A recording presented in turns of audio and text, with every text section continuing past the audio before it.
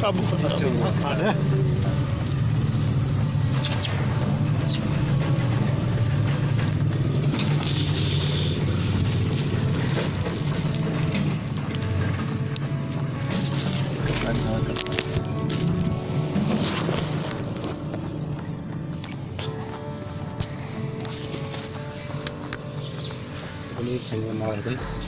हाथी गल लत्त टुटी खड़ी है।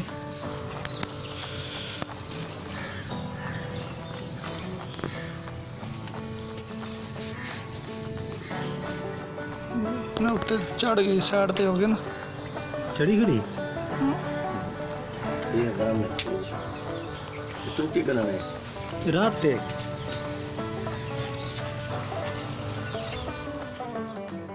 नए आने वाले दोस्तों से गुजारिश है कि वेटनरी प्लैनेट को सब्सक्राइब करें और बेल आइकन पे भी क्लिक करें और ऑल पे क्लिक करें ताकि आपको तमाम नई वीडियोस की अपडेट भी मिलती रहे।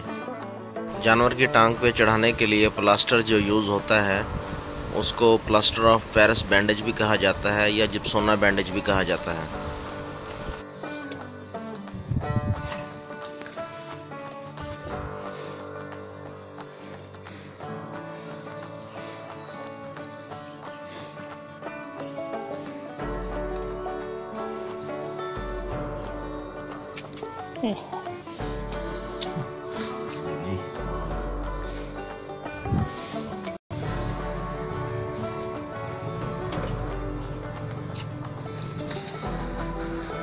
चौड़ी कर रही है